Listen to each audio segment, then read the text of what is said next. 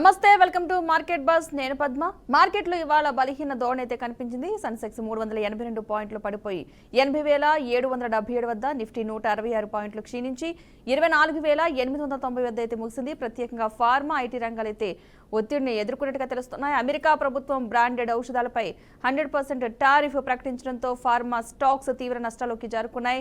Mid cap, small cap షేర్లు కూడా నష్టాలు అయితే ఉండటంతో మార్కెట్ మొత్తంగా నెగిటివ్ సెంటిమెంట్ లో ముగిసింది.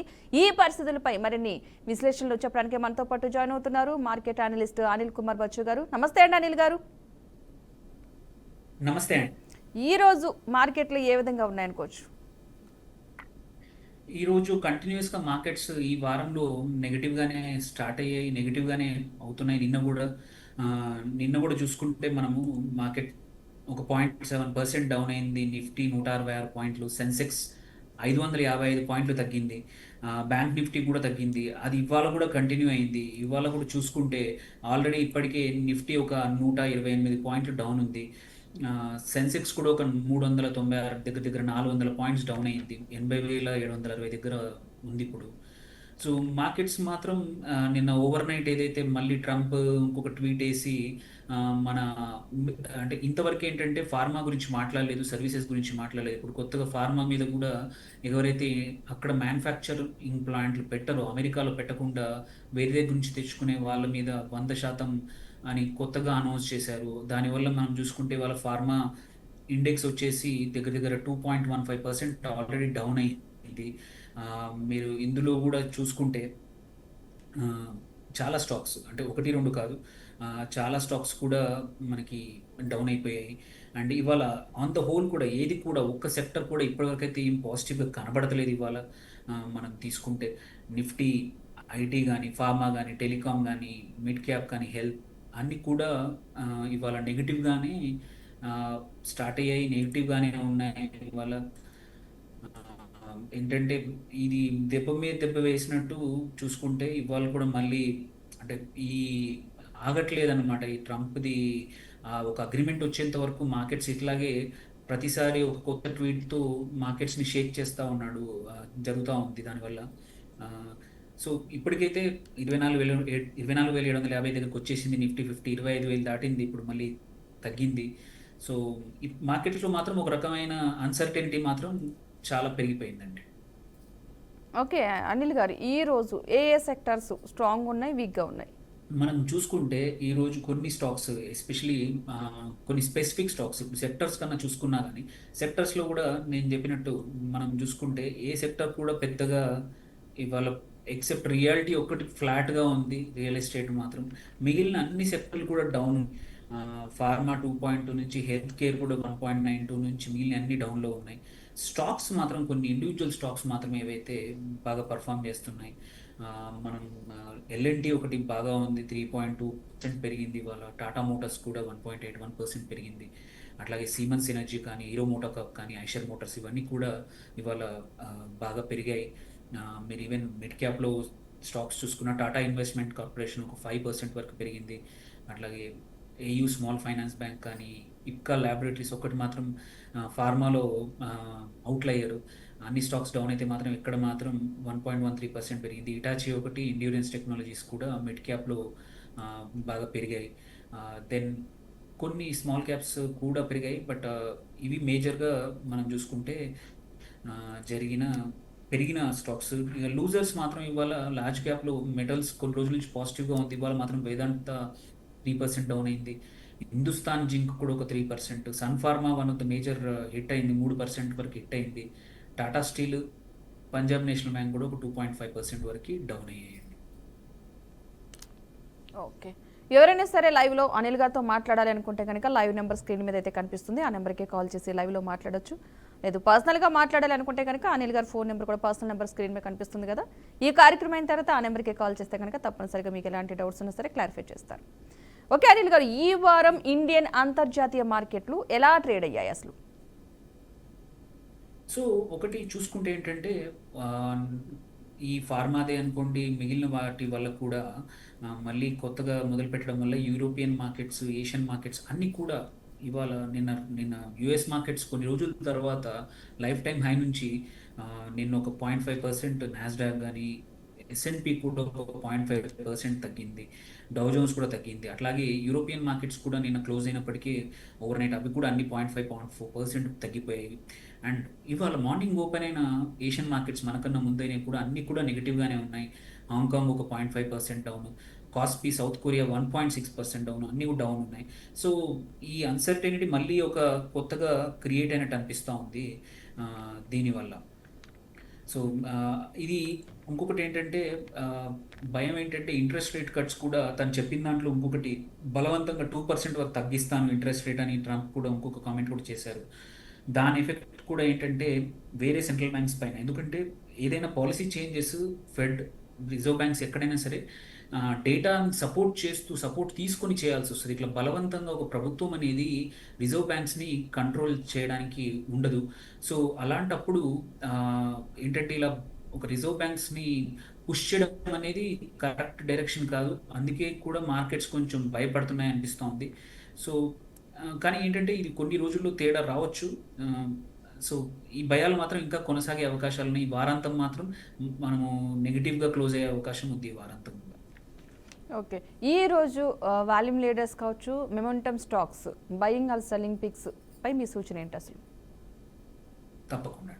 సో మనకు చూసుకుంటే కొన్ని స్టాక్స్ మొమెంటమ్ బాగా ఉంది, వాల్యూమ్స్తో సపోర్ట్ అవుతున్న L&T మంచి మొమెంటంలోకి వచ్చింది ఆఫ్టర్ సమ్ టైం, మళ్ళీ మొమెంటంలోకి వచ్చింది. అలాగే జూపిటర్ వ్యాగన్స్ ఇంకొకటి, అది కూడా ఆఫ్టర్ సమ్ టైం బ్రేక్అవుట్ అయింది. ఇవాళ 3.5% పెరిగింది. ఇవాళ ఎవరైనా షార్ట్ టర్మ్కి మీడియం టర్మ్కి చూసుకుంటే మాత్రం మన గుడ్ స్టాక్ అది. అట్లాగే గోద్రేజ్ అగ్రోవెట్ కూడా ఒకటి after quite some time breakout అయింది. సో 3.0% ఇవాళ గ్రో అయింది. ఎవరికైనా కావాలనుకుంటే మొమెంటం చూస్తున్న వాళ్ళు ఒక 1 or 2 monthsకి ఇట్స్ లుక్స్ గుడ్. అట్లాగే HBL పవర్ మళ్ళీ ఫ్రెష్గా మళ్ళీ స్టార్ట్ అయింది మొమెంటం, కాకపోతే ఆల్రెడీ లాస్ట్ క్వార్టర్ నుంచి మంచి పర్ఫామ్ చేసింది. నెట్వెబ్ కూడా అంతే, సేమ్ వండర్ఫుల్గా పర్ఫామ్ చేసింది, బట్ స్టిల్ మొమెంటం ఉంది, 2.73% ఇవాళ పెరిగింది. ఇవన్నీ కూడా మన సెమీ కండక్టర్లో కానీ డేటా సెంటర్ థీమ్లో ఉన్న స్టాక్స్. అనంతరాజ్ కూడా ఒకటి. అట్లాగే ఆఫ్టర్ సమ్ టైం ఇంకొకటి రైట్స్, ఏదైతే రైల్వే స్టాక్ ఉందో ఇది కూడా జూపిటర్ వాగన్స్తో పాటు ఇది కూడా బ్రేక్అవుట్ అయిన స్టాక్. మొమెంటమ్స్ కూడా వాల్యూమ్స్ కూడా చాలా డీసెంట్గా ఉన్నాయి. సో ఈజీగా అంటే మళ్ళీ కొత్తగా ఎవరైనా ఎంటర్ అవ్వి ఈ మొమెంటమ్ని క్యాప్చర్ చేయాలనుకుంటే చేసుకోవచ్చు. ఇంకా టాటా మోటార్స్ కూడా ఆఫ్టర్ లాంగ్ టైం మళ్ళీ బ్రేక్అవుట్ ఇవాళ కనబడుతూ ఉంది. ఇప్పుడు వాల్యూమ్స్ కూడా బాగానే ఉంది, డీసెంట్ వాల్యూమ్స్ ఉన్నాయి. సో ఇది ఒక స్టాక్. నువామా వెల్త్ కూడా ఒకటి. అలాగే and AU small finance bank కూడా ఏమంటారు ఒక ఫ్యూ డేస్ తర్వాత ఈ వీక్లో ఆల్రెడీ స్టార్ట్ అయింది. ఇట్ ఆల్సో లుక్స్ కూడా ఎవరికైతే షార్ట్ టర్మ్కు చేసుకోవాలనుకునే వాళ్ళు ఈ 8 స్టాక్స్. ఫార్మాలో మాత్రం ఇప్కా ల్యాబొరేటరీస్ ఒకటి, వాల్యూమ్స్ ఎక్కువ లేవు, కొంచెం కాషియస్గా ఉండాలి, అది కూడా గ్రో అయింది. అండ్ హిటాచి మళ్ళీ ఆఫ్టర్ ఒక లాస్ట్ క్వార్టర్ బాగా గ్రో అయింది, మళ్ళీ ఇప్పుడు మొమెంటం కనబడుతోంది, బట్ స్టిల్ కేర్ఫుల్గా ఉండాలి హిటాచి మాత్రం. ఇంకోటి ఎక్సైడ్ ఇండస్ట్రీస్ కూడా ఇవాళ బ్రేక్అవుట్ కనబడుతూ ఉంది, ఇది కూడా చూసుకోవచ్చు. ఓకే, ఒక కాలర్ తీసుకుని కంటిన్యూ చేద్దాం. అనిల్ గారు హైదరాబాద్ నుంచి రమణ గారు నమస్తే అండి. నమస్తే అమ్మా. అనిల్ గారు ఉన్నారు, మాట్లాడండి. నమస్తే సార్. చెప్పండి. బజాజ్ హౌసింగ్ ఫైనాన్స్ IPOలో వచ్చినాయి సార్, దాన్ని తగ్గుతా పోతుంది, యాడ్ చేసుకోవాలన్నా లేకుంటే అమ్ముకోవాలన్నా చెప్పండి సార్. తప్పకుండా చెప్తా. మీరు IPO తీసుకున్నారండి? ఓకే, సో మీరు IPOలో తీసుకున్నారు కదా sir? IPO Bajaj housing finance IPOలో అలాట్ అయినాయి, తగ్గుతా పోతుంది. ఇప్పటికైతే అంత అగ్రెసివ్గా అయితే ఏం లేదండి. అంటే యాడ్ అయితే చేయకండి, ఎందుకంటే మీకు ఆపర్చునిటీస్ యాడ్ చేయడానికి వేరే చోట చాలా ఉన్నాయి. సో పీ కానీ అన్నీ కూడా ఎక్కువగా ఉన్నాయి. కొంచెం ఈ క్వార్టర్ రిజల్ట్స్ వచ్చేంత వరకు ఉన్నది హోల్డ్ చేయండి, కానీ కొత్తగా మాత్రం యాడ్ చేయొద్దండి. ఎక్కడ యాడ్ చేయాలి సార్? యాడ్ చేసుకోవాలంటే ఏ రేట్లో యాడ్ చేసుకోవచ్చు? ఎంతవరకు వస్తుంది కిందికి? వద్దండి, ఇప్పుడు ఏం చేయకండి. ఫోర్కాస్ట్ అంత స్ట్రాంగ్ గా లేదు. ఎగ్జిట్ అవ్వాలంటే మాత్రం ఒకసారి Q2 రిజల్ట్స్ ఒక 1 month లోపల వస్తాయి, తర్వాత చూసుకొని ఎగ్జిట్ అవుతారు. కానీ ఇప్పుడు కొత్తగా మాత్రం ఇందులో ఎంటర్ అవ్వకండి. కొంచెం వెయిట్ చేయమంటారు sir? Thank you. Next caller తీసుకుందాం. ఏలూరు నుంచి శ్రీధర్ గారు. నమస్తే అండి శ్రీధర్ గారు. నమస్తే మేడం. నమస్తే సార్. సార్ మా దగ్గర ఇప్పుడు ఫార్మా షేర్లు Aurobindo pharma, man kind pharma, తర్వాత రెడ్డిస్, చెప్పండి. ఇప్పుడు ఈ ఫార్మా షేర్లు ఈ ఎఫెక్ట్ వలన మొత్తం ఇవన్నీ తగ్గుతున్నాయి. ఇప్పుడు ఇందులో ఆ దేశాలతో బిజినెస్ చేసే షేర్లు ఏమిటి సార్? ఇందులో ఏ కంపెనీలు, ఈ ఫార్మా షేర్లు ఏవి తగ్గే అవకాశం ఉంది, ఏవి స్టాండ్గా ఉండేలాగా అవకాశం ఉంది, ఒకసారి చెప్పండి సార్. ఏవైతే స్టాక్స్ మీరు చూసుకుంటే సిప్లా కానివ్వండి, డాక్టర్ రెడ్డిస్ కానివ్వండి, క్వైట్ ఫ్యూ స్టాక్స్ ఏవైతే ఫార్మాలో ఉన్నాయో అన్నింటికి కూడా అమెరికా మేజర్ మార్కెట్ ఎక్స్పోర్ట్స్కి. కొన్నింటికి 30, 40, 50%, 100% కూడా వీటిపైన అమెరికా మార్కెట్ పైన ఈ ఫార్మా కంపెనీస్ ఎక్స్పోర్ట్స్లో డిపెండ్ అయి ఉన్నాయి. అట్లాంటి వాటి వల్ల అన్నింటికి కూడా ఇప్పుడు టెంపరీగా మాత్రం ఇది ఎట్లయితే ఐటీ స్టాక్స్ ఒక 6 నెలలు ఈ టారిఫ్స్ గొడవ వల్ల ఎట్లా ఇబ్బందులు పడ్డాయో, అదే సంభవం మనం భయపడుతున్నట్టే అనుకున్నట్టే ఫార్మాలో కూడా ఒకటి తర్వాత ఒక సెక్టర్ ఎఫెక్ట్ అవుతున్నట్టు ఇది కూడా వచ్చింది ఇప్పుడు. సో ఇక్కడ మాత్రం ఇప్పుడు మీరు మ్యాన్ కైండ్ ఒకటి అడిగారు. మ్యాన్ కైండ్ మాత్రం కరెంట్లీ మాత్రం స్ట్రాంగ్ సెల్ జోన్లో ఉంది ఇప్పటికైతే. కొంచెం కరెక్షన్ ఇంకా కొంచెం అయ్యే అవకాశాలు ఉన్నాయి. దాంతవరకు మాత్రం వెయిట్ చేస్తే మంచిది. ఇప్పుడు ఎగ్జిట్ కన్నా కూడా ఎంట్రీ అయితే చేయకండి. ఉంటే మాత్రం కొన్ని రోజులు హోల్డ్ చేయండి. అదర్వైజ్ కొత్తగా ఎంట్రీ మాత్రం ఇప్పుడు ఫార్మాకి కొన్ని రోజులు చేయకపోతే మంచిదండి. Okay sir. Right. Okay Anil గారు, ఈరోజు కంపెనీ వార్తలు చూసుకుంటే ఐపీఓ యాక్షన్ కావచ్చు, కొత్త ఫండ్ ప్రొడక్ట్ లాంచెస్ ఏమైనా ఉన్నాయంటారా? తప్పకుండా అండి. మనం చూసుకుంటే ఇప్పుడు క్వైట్ ఫ్యూ ఐపీఓస్ మనకి వచ్చాయి. ఇప్పుడు కొత్తగా ఈప్యాక్ డ్యూరబుల్స్ ఒక మంచి ఐపీఓ నడుస్తూ ఉంది. ఇన్వెస్టర్స్ ఎవరైనా చేయాలనుకున్నా సరే సాలిడ్ ఐపీఓ అది. దాంట్లో ఎవరైనా ఎంటర్ చేయాలనుకుంటే చేసుకోవచ్చు. మళ్ళీ త్వరలోనే టాటా క్యాపిటల్ రాబోతోంది, ఎల్జీ ఎలక్ట్రానిక్ రాబోతోంది. అట్లాగే ఫ్యాబ్టెక్ టెక్నాలజీస్ కూడా ఈ వారం రాబోతూ ఉంది. ఓమ్ ఫ్రైట్ ఫార్వర్డర్స్ ఎస్పెషల్లీ ఈ టైంలో ఏంటంటే ఎవరైతే క్యాపిటల్ ఐపీఓ ద్వారా పొందాలనుకుంటున్నారో స్టాక్స్ మాత్రం ఇప్పుడు రెడీ చేసుకుంటే బెటరు. ఇందులో ఇప్పుడు కరెంట్లీ రన్ అవుతున్న ఈప్యాక్ ప్రీఫ్యాబ్ మాత్రం ఒకటి స్ట్రాంగ్గా కనబడుతుంది. సబ్స్క్రిప్షన్ కూడా చేసుకోవచ్చు. అట్లాగే బిఎండబ్ల్యూ వెంచర్స్ ఒకటి, జైన్ రిసోర్స్ సైక్లింగ్ కూడా నడుస్తూ ఉంది. అట్లాగే పేస్ డిజిటెక్ ఒకటి, అండ్ ట్రూవాల్ట్ బయోఎనర్జీ కానీ జైన్ రిసోర్స్ సైక్లింగ్, ఇవి 5-6 మాత్రం ఇప్పుడు కరెంట్లీ రన్ అవుతున్నాయి. వీటిలో అన్నిట్లో మాత్రం కొంచెం అన్నిటికన్నా ఫేవరబుల్గా కనబడుతుంది ఈప్యాక్ ప్రీఫ్యాబ్ టెక్నాలజీస్. ఇది కొన్ని సెమీకండక్టర్ ఏరియాలో కొంచెం వర్క్ అవుతుంది. సో ఇప్పటికైతే సాలిడ్గా కనబడుతుంది. మీరు ఈవెన్ ఇప్పుడు మనం ఐపీఓ కూడా చూసుకుంటే ఒక రీటైల్ లాట్ ఒక 14,800 దీన్ని తీసుకోవచ్చు. ప్రమోటర్ హోల్డింగ్ కూడా చాలా బాగుంది. ప్రీ ఇష్యూ కూడా. సో ఇదొకటి ధైర్యంగా చేయొచ్చు. త్వరలో వస్తున్న లాట్ ఆఫ్ ఐపీఓస్లో టాటా క్యాపిటల్ కానీ ఎల్జీ కానీ రెండు కూడా మంచి పేరున్న కంపెనీస్, మంచి రెస్పాన్స్ అవ్వడం, వీటికి కూడా మనం ధైర్యంగా చేసుకునే అవకాశాలు ఉన్నాయి. ఓకే అనిల్ గారు, ఒక కాలర్ తీసుకుని మనం కంటిన్యూ చేద్దాం. విజయవాడ నుంచి కళ్యాణ్ గారు నమస్తే అండి. నమస్తే మేడం. నమస్తే. అనిల్ గారు ఉన్నారు, మాట్లాడండి. అనిల్ గారు నమస్తే సార్. హలో. నమస్తే అండి, చెప్పండి సార్. సార్ నేను కేపీ గ్రీన్, ఎన్టీపీసీ గ్రీన్, అట్లాగే అదాని గ్రీన్ లో ఇన్వెస్ట్ చేస్తున్నాను సార్. అవి రీసెంట్ గా కొంచెం బాగా డౌన్ ఫాల్ లో ఉన్నాయి. అది లాంగ్ టర్మ్ హోల్డ్ చేసి ఉండొచ్చా? మీ ఒపీనియన్ ఏంటి సార్? అది గ్రీన్ ఎనర్జీ స్టాక్స్ చెప్తాను. సో ఒకటి ఏంటంటే అండి, ఎన్టీపీసీ కానీ ఆదాని కానీ రెండు గ్రీన్ ఎనర్జీ, రెండు ఎన్టీపీసీ గ్రీన్ కానీ ఆదాని గ్రీన్ కూడా లాంగ్ టర్మ్కి మాత్రం దే లుక్ గుడ్ అండి. దే లుక్ ఏమంటారు, ఇంకా ఇప్పుడున్న ప్రైజింగ్లో కూడా ఎంటర్ కూడా చేయొచ్చు, యాడ్ చేసుకోవచ్చు. ఇప్పుడు రెండింటికి ఏం ఇష్యూ లేదు. షార్ట్ టర్మ్లో మాత్రం దెర్ ఈజ్ అంటే పెయిన్ ఉంది, పక్క మూమెంటం అంత స్ట్రాంగ్గా లేదు. ఒక ఆదాని బెటర్, రెండిట్లలో చేయాలనుకుంటే మాత్రం ఆదాని గ్రీన్ ఎనర్జీ చేసుకోవడం బెటర్.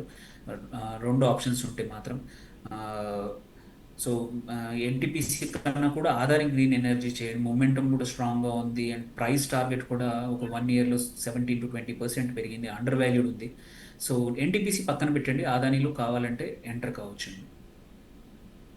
ఓకే, ఎన్టీపీసీని హోల్డ్ చేసి ఉండొచ్చు సార్. ఉంటే హోల్డ్ చేసుకోండి, కొత్తగా యాడ్ చేయకండి. ఎన్టీపీసీ మాత్రమే. Okay okay sir, thank you. Right, next caller తీసుకుందాం. విజయవాడ నుంచి రాంబాబు గారు నమస్తే అండి, మాట్లాడండి. అనిల్ గారు. ఫ్యూచర్స్ లో సిల్వర్ 1,25,000 కొనుగోలు చేశాను మేడం. అది ఎక్కడ ఎగ్జిట్ అవ్వాలి, ఉంచుకోవచ్చా లేదా అని. ఏదండి స్టాక్ పేరు చెప్పండి మళ్ళీ ఒకసారి. సిల్వర్ సార్, ఫ్యూచర్స్ లో సిల్వర్ కొన్నాను 30 Silver. కేజీ లాట్ 1,25,000 కొనుగోలు చేస్తున్నాను. అది ఉంచవచ్చా, ఎగ్జిట్ ఎప్పుడు అవ్వాలని. ఓకే, సిల్వర్ అయితే ఇప్పటికైతే మీకు ఆల్రెడీ చూస్తున్నారు, ఆల్రెడీ పెరిగింది ఇప్పుడు లాస్ట్ 1 వీక్ కూడా. సో మీరు ఇది ఏ మంత్ ఫ్యూచర్ కొన్నారండి? December sir, 30 KG. డిసెంబర్ అండి. సో ఉంచొచ్చండి, ఏం ఇష్యూ లేదండి. ఈ ఇయర్ ఇంకా సిల్వర్కి మెటల్స్కి బోత్ గోల్డ్కి సిల్వర్కి మాత్రం ఇంకా చాలా స్కోప్ ఉందండి. మేబీ షార్ట్ టర్మ్ కొంచెం correction, but on the whole much higher possibility ఉందండి. ఉంచుకోవచ్చు అండి, ధైర్యం ఉంచుకోవచ్చు. Okay, thank you sir. Right, okay Anil garu, 4th week sector over weight picks ఏంటి అసలు? సో ఇప్పుడు ఏంటంటే మనం చూసుకుంటే సెక్టోరల్గా చూసుకుంటే ఇన్ని రోజులు ఫార్మా మీద అంతా ఒక ధైర్యం ఉండింది. ఇప్పుడు సడన్గా ఆ సెక్టర్ కూడా ఇబ్బందికి వచ్చింది. Only automobiles and auto components ఒకటి, బ్యాంకింగ్ అండ్ ఫైనాన్స్ ఒకటి, and also cement and consumer durables, especially considering ఇంకొక 10-15 రోజుల్లో చాలా కంపెనీస్ వాటి నెక్స్ట్ క్వార్టర్ రిజల్ట్స్ కూడా స్టార్ట్ చేస్తాయి. అలాంటప్పుడు ఈ కొన్ని ఏవైతే లాస్ట్ ఇప్పుడు ఇన్వెస్టర్స్ చేయాల్సింది ఏంటంటే ఈ వీకెండ్ స్టడీ చేయాల్సింది ఏంటంటే లాస్ట్ క్వార్టర్లో ఏ కంపెనీస్ అయితే మంచి గైడెన్స్ ఇచ్చాయో వాటిని ఒకసారి తీసుకొని వాటిని స్టడీ చేసుకుంటే మాత్రం చాలా స్టాక్స్ ఉన్నాయి మనకి. కొన్ని ఏంటంటే పర్ఫామ్ అప్పుడు చేయకపోయినా నెక్స్ట్ క్వార్టర్కి మంచి గైడెన్స్ ఇచ్చాయి. అట్లాంటి స్టాక్స్ని ఈ వారాంతం చూసుకొని వాటిలో ఎంటర్ కావడం ఇప్పుడు ఇది ఇంకొక 1 మంత్ కోసం 1 మంత్ కోసం రిజల్ట్స్ వచ్చేంత వరకు ఎంటర్ అయితే మాత్రం షార్ప్ రీరేటింగ్ జరగచ్చు. ఎస్పెషలీ కన్సిడరింగ్ ఏంటంటే మన జిఎస్టీ తగ్గినప్పుడు ఏంటంటే ఏవైతే స్టాక్స్ కన్జ్యూమర్ ఫోకస్డ్ ఉన్నాయో, ఎక్కడైతే ఎగ్జాంపుల్ ఇన్సూరెన్స్లో కానివ్వండి, చాలా మట్టుకి ఈ ఎఫ్ఎంసీజీలో కానివ్వండి, కన్జ్యూమర్లో, ఆటోలో, వీటిల్లో కంపల్సరీ ఈ స్టాక్స్కి ఇప్పుడు రీరేటింగ్ జరిగే అవకాశాలు ఉన్నాయి. ఎందుకంటే సేల్స్ కూడా ఇప్పుడు ఇంప్రూవ్ అయ్యాయి. నెక్స్ట్ ఫ్యూ క్వార్టర్స్ వర్షాలు కూడా పడ్డాయి కాబట్టి రూరల్ డిమాండ్ పికప్ అవుతుంది.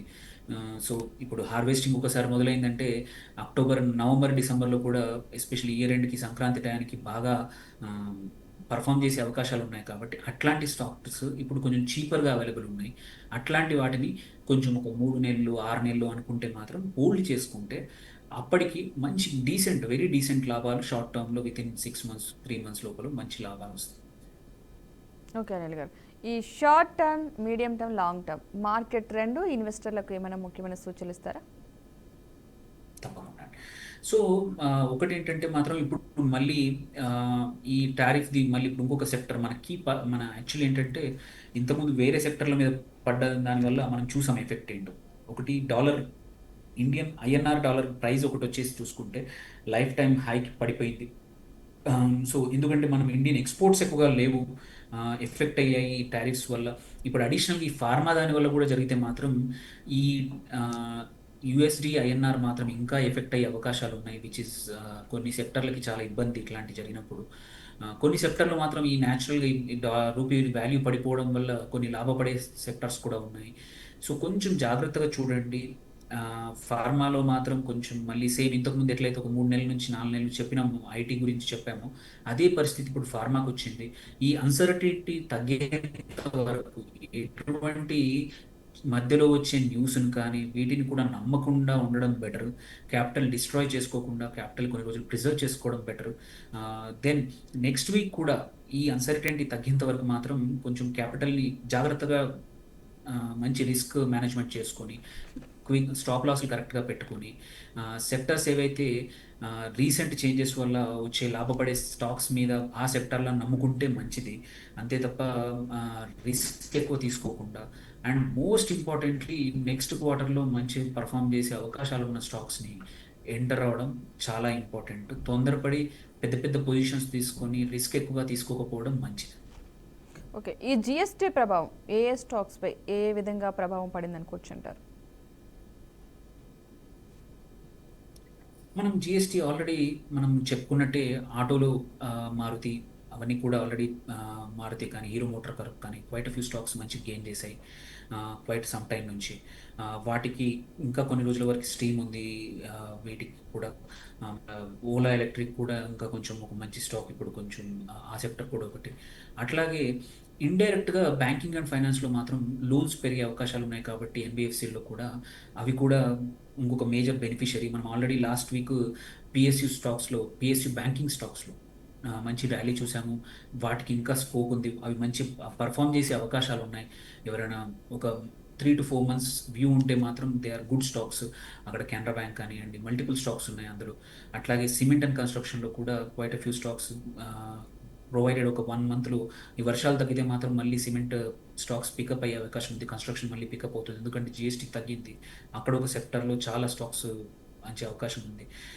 దెన్ ఇంకొకటి దీని తర్వాత మాత్రం కన్జ్యూమర్ డ్యూరబుల్స్, ఇక్కడ చాలా స్టాక్స్కి స్కోప్ ఉంది ప్రొవైడెడ్. ఎందుకంటే ఈ పండుగల సీజన్, ఈ సీజన్ అక్టోబర్ నవంబర్ మంచి పర్ఫామ్ చేసే అవకాశాలు ఉన్నాయి కాబట్టి యాంబర్ కానీ క్వైట్ ఫ్యూ స్టాక్స్లు హ్యావెల్స్ కానీ ఇవన్నీ కూడా బాగా చేసే అవకాశాలు ఉన్నాయి. సో ఇందులో ఒక సెక్టర్. అండ్ లాస్ట్ ఎఫ్ఎంసీజీలో క్వైట్ ఫ్యూ మనం చూసుకుంటే నెస్లే కానీ ఐటీసీ కానీ బ్రిటానియా కానీ దే ఆర్ ఆల్సో ఇప్పుడు ఈ సీజన్లో జిఎస్టీ తగ్గడం అనేది దీని ఎఫెక్ట్ అనేది ఇంకొన్ని రోజులు పడుతుంది. ఎందుకంటే కన్జ్యూమర్స్ కంప్లైంట్ చేస్తూ ఉన్నారు, కొత్త జిఎస్టీ ఇంకా మాకు ఇవ్వలేదు, ఓల్డ్ ప్రైజింగ్ ఎంఆర్పి తోటే ఇంకా అమ్ముతున్నారని. అవన్నీ ఒక 15 రోజుల్లో అవన్నీ సార్ట్అవుట్ అయ్యే అవకాశాలు ఉన్నాయి. ఆ తర్వాత తగ్గిన రేట్ల ఇంపాక్ట్ అనేది తర్వాత కనపడచ్చు. సో దీంతో పాటు ఇన్సూరెన్స్ కంపెనీలు హెచ్డిఎఫ్సి లైఫ్ కానీ, ఐసిఐసిఐ లైఫ్ కానీ, ఎస్బీఐ కానీ, స్టార్ హెల్త్ కూడా మంచి పర్ఫామ్ చేసే అవకాశాలు ఉన్నాయి షార్ట్ టర్మ్లో. ఎందుకంటే వాటిపైన కూడా జిఎస్టీ తీసేశారు. సో ఈ సెక్టర్లో ఏంటంటే ఎవరైనా ఇన్వెస్టర్స్ కానీ షార్ట్ టర్మ్లో ట్రేడ్ చేసుకునే వాళ్ళు కానీ ఈ సెక్టర్స్ పైన ఫోకస్ చేస్తే మాత్రం లాభపడవచ్చు అండి. ఓకే అనిల్ గారు, మరి గోల్డ్ పరిస్థితి ఏంటి అసలు? అంటే స్టాక్స్ చూస్తేనేమో సెన్సెక్స్ నిఫ్టీ తగ్గుతున్నాయి కాబట్టి స్టాక్ మార్కెట్కి గోల్డ్కి లింక్ ఉంటుంది. బట్ ఇప్పుడు ఎలా ఉండే అవకాశం అనుకోవచ్చు గోల్డ్ పరిస్థితి? గోల్డ్ అయితే యాక్చువల్లీ ఏంటంటే గోల్డ్ పెరగడానికి అవకాశాలు ఎక్కువగా ఉన్నాయి. ఇంకా ఒకటి మన యూఎస్డి ఐఎన్ఆర్ తగ్గడం వల్ల మనం, ఎందుకంటే గోల్డ్ ఇంపోర్ట్ చేసుకుంటాం ఎక్కువ. సో మనం ఇంపోర్ట్ చేసుకోవాలంటే యూఎస్ డాలర్ స్పెండ్ చేసి తీసుకోవాల్సి వస్తుంది. అలాంటప్పుడు ఏంటంటే మనకి ఫస్ట్ గోల్డ్ ఆల్రెడీ డిమాండ్ ఎక్కువగా పెరిగిపోయింది ఈ అన్సర్టెనిటీ వల్ల. ఇంకొకటి చైనీస్ గవర్నమెంట్ కూడా గోల్డ్ని ఎక్కువగా రిజర్వ్స్లో పెంచుకుంటా ఉంది, చైనీస్ ఫెడ్ బ్యాంక్ కూడా. అట్లాగే యూఎస్లో కూడా rates. And another important thing ఏంటంటే ఇది డిమాండ్ సీజన్. జనరల్గా పెళ్ళిళ్ళు, దీపావళికి జనరల్గా ఈ టైం గోల్డ్ ఎక్కువగా కొంటారు. దో అనుకున్నంత సేల్స్ రావట్లేదు గోల్డ్ కంపెనీస్కి, ఎందుకంటే షాప్స్ కూడా ఖాళీగా ఉన్నాయి. ప్రైస్ ఇంత పెరిగినప్పుడు కన్జ్యూమర్స్ గోల్డ్ కొనడానికి వెనకాల పోతున్నారు. బట్ ఈ డిమాండ్ అక్కడ వేరే రిజర్వ్ బ్యాంక్స్ నుంచి అటు రూపీ అండ్ యూఎస్డి కన్వర్షన్, దీనివల్ల ప్రైజెస్ ఇంకా పెరిగే అవకాశాలే ఉన్నాయి. కానీ ఇమ్మీడియట్గా మాత్రం ఎటువంటి రిస్పైట్ అయితే గోల్డ్లో కనబడే అవకాశాలు అస్సలు కనబడట్లేదు. ఓకే రైట్, థ్యాంక్ యూ అండి అనిల్ గారు, మంచి ఇన్ఫర్మేషన్ ఇచ్చారు. థ్యాంక్ యూ సో మచ్ అండి. సో చూసారు కదండి, ఇది నాటి బీఆర్కే మార్కెట్ బజ్. నమస్తే.